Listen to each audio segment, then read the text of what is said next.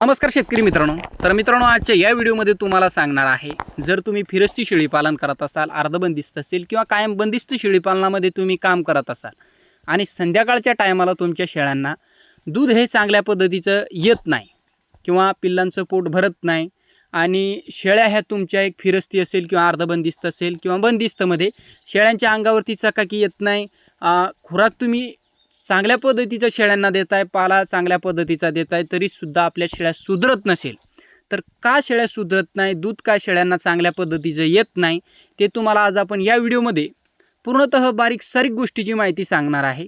तर शेवटपर्यंत व्हिडिओ नक्कीच बघा, पूर्णतः मोकळी चर्चा होणार आहे. सुरुवात जर बघण्यात झालं मित्रांनो, शेळी पालन तुम्ही करत असाल, आता फिरस्तीमध्ये बघा भरपूर असे मित्र काम करतायत. शक्यतो फिरस्तीमध्ये संध्याकाळच्या टायमाला एक पिल्लांना एक पोटभर दूध मिळत नाही. तर दूध का मिळत नाही मित्रांनो, ते तुम्हाला सुरुवातीला सांगतो. भरपूर असे मित्र फिरस्तीमध्ये काम करतायत किंवा अर्धबंदिस्तमध्ये काम करतायत. दिवसभर शेळ्या या बांधाला फिरवणार किंवा दिवसभर असं शेळ्यांना आपल्या एक फिरवतच असतात, म्हणजे बैठक ही शेळ्यांची घेत नाही.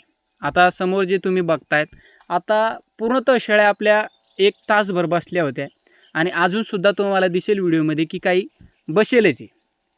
तर मित्रांनो, शेळ्यांची बैठक घेणं का गरजेचे आहे किंवा याच्यामुळे आपल्याला शेळीपालनामध्ये काय फायदा बघायला मिळतो. सुरुवात मित्रांनो, शेळ्या काही मित्रांच्या बसतसुद्धा नाही. आता तुम्ही सवय जर तुमच्या शेळ्यांना लावली असेल तर तुमच्या शेळ्या 100% बसणार.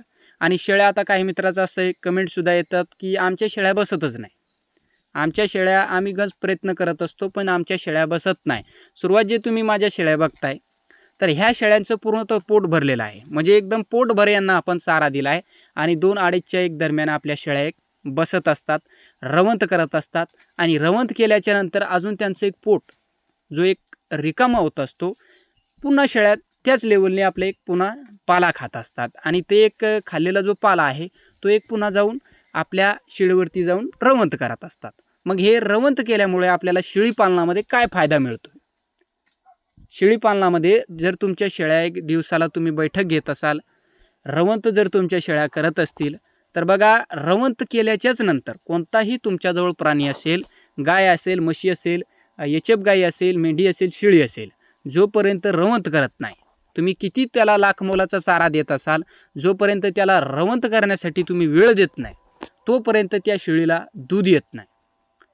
शेळी असेल, मेंढी असेल, म्हशी सांभाळा तुम्ही, जर त्याला आपण चारा दिवसभरात देत असाल, खाणार ते दिवसभर, त्याचं काय एक सतत एक चारा जर आपण दिला त्यांच्या आवडीचं तर सतत चारा ते खात असतात, सतत चारा ते खात असतात. बसण्यासाठी जर तुम्ही त्यांना वेळ देत नसाल तर त्यांना जो दूध आहे तर हा कमी प्रमाणात येत असतो आणि तो जो एक तुम्ही दिवसभर त्यांना चारा दिलाय, तो दुधामध्ये जो रिझल्ट आहे तो तुम्हाला सकाळी बघायला मिळत असतो. सकाळी का बघायला मिळत असतो मित्रांनो, दिवसभर जे काही शेळ्या आपल्या चरत असतील, संध्याकाळच्या टायमाला तुमच्या शेडवरती शेळ्या गेल्याच्या नंतर शेळ्या रात्रभर एक रवंत करत असतात. रवंत केल्याच्या नंतर पूर्णतः रवंत जर शेळ्याने केला तर सकाळी जो दूध आहे तर दुपटीने एक दूध वाढत असते, कारण फक्त एकच रवंत जर शेळ्याने केलं तर त्याच्या वाचून एक चांगल्या पद्धतीचं आपल्या शेळ्यांना दूध येत असते. आणि संध्याकाळच्या टायमाला काही वेळेस असं होत असतं की पिल्लांना दूध पोटभर मिळतच नाही किंवा दूधच पुरत नाही. तर फिरस्तीमध्ये काही मित्र निव्वळ आपल्या शेळ्या ज्या आहेत दिवसभर एक या बांधाला त्या बांधाला किंवा या पडिकाला हे फिरवत असतात. त्यांना असं वाटत असतं की दिवसभर आपल्या शेळ्या खात आहे आणि खाल्ल्याने आपल्या शेळ्या सुधरत असतील किंवा चांगल्या पद्धतीची क्वालिटी बनत. तर तसं काही नाही मित्रांनो.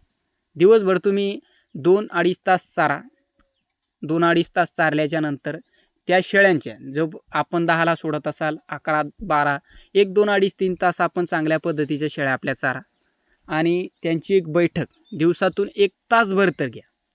1 तासभर जर त्यांची आपण बैठक घेतली तर ते शेळ्या दिवसाला सुद्धा रवंत करत असतात. आता बघा, समोर जे तुम्ही शेळी बघताय तर एकदम चांगल्या पद्धतीची एक बैठक त्यांनी घेतलेली आहे किंवा बसलेल्या आहेत आपल्या शेळ्या आणि एकदम चांगल्या पद्धतीचं रवंत करतायत. आणि ह्या शेळ्यांसाठी एक काही शेळ्या गाभण आहे, काही शेळ्यांखाली पिल्लेसुद्धा आहेत आणि संध्याकाळीसुद्धा आपल्या पिल्लं जे आहेत त्यांना दूध कमी पडत नाही आणि सकाळी जे आहे तर तो एक जास्त प्रमाणातच मिळत असतो. तर एक अशा पद्धतीचं जर तुम्ही नियोजन केलं, आता बंदिस्तमध्ये कसं असतंय, काय मित्राचं एक चारा लावलेला असतंय, शुबाबुळ असेल, हादगा असेल, तुती असेल, जे काय असेल, किंवा तुम्ही बंदिस्तमध्ये काम करताय, शेळ्यांची क्वांटिटी तुमच्याजवळ कमी असेल आणि तुम्ही इतर झाडपाला आणून त्यांना एक टाकत असाल, तर काय काय मित्राचं असं असतं की हे खाल्लं की नाही खाल्लं की लगे दुसराच चारा देणं, किंवा कडबाकुटी खाल्ली की लगे हरभऱ्याचा भुसा असेल, तुरीचं असेल, अशा पद्धतीचं कंटिन्यूली चालूच असतंय.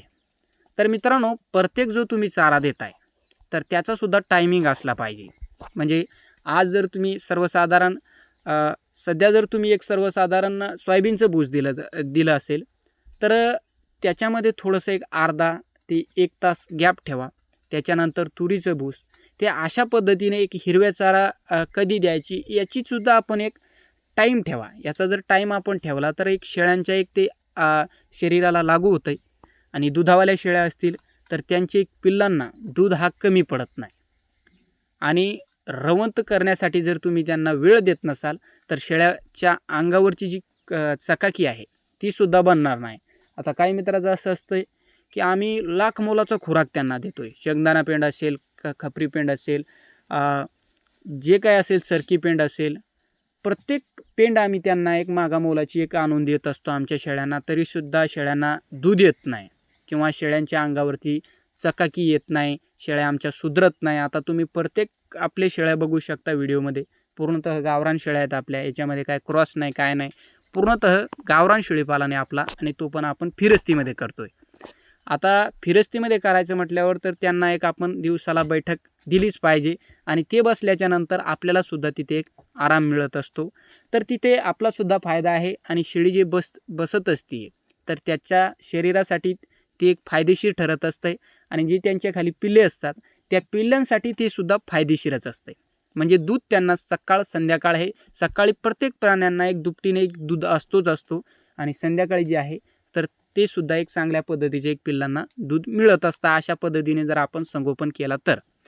आणि आता एवढं करून जर तुमच्या एक शेळ्या बसत नसेल दिवसाला, किंवा बैठक तुम्ही घेत नसाल, किंवा तुमच्या शेळ्या बसत नसेल, त्यांना तुम्हाला सवय लावावी लागेल. म्हणजे एक जोपर्यंत तुम्ही त्यांना सवय लावत नाही तोपर्यंत एक ते शेळ्या बसत नाही. म्हणजे 4-2 दिवस तुम्हाला एक तिथेच तेवढ्याच एरियामध्ये तुम्हाला त्यांना बसवावं लागेल. इकून तिकून चरण्यासाठी जाऊ द्यायचं नाही शेळ्यांना आपल्या. त्यांना एक सवय लागली की ते 100% बसतातच. पण जोपर्यंत त्यांच्या पोटामध्ये पोट म्हणजे एक पूर्णतः एक चांगल्या पद्धतीचा चारा जर त्यांना मिळाला नसेल मित्रांनो, तर ते शेळ्या बसणार नाही.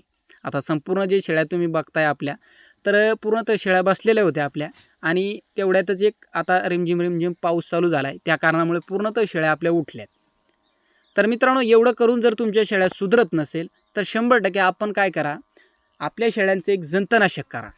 जंतनाशक केल्याच्यानंतर त्यांना लिव्हर टॉनिक द्या, आणि हे आपण जे तुम्हाला सांगितलं आहे अशा पद्धतीने जर तुम्ही काम केलं शेळीपालनामध्ये तर अडचणी तर तुम्हाला येणारच नाही. तुमच्या शेळ्यांची तब्येतसुद्धा बनेल, आणि पिल्लं जे आहेत ते पिल्लंसुद्धा सदृढ बनतातच जर दूध असेल तुमच्या शेळ्यांना. तर अशा पद्धतीने आपण संगोपन करा. तर मित्रांनो, कसा वाटला व्हिडिओ कमेंट करून नक्कीच सांगा, आणि तुम्ही तुमच्या शेळ्यांचे एक नियोजन कशा पद्धतीने करता ते सुद्धा कमेंट करून सांगा. व्हिडिओ पाहिल्याबद्दल मनापासून धन्यवाद.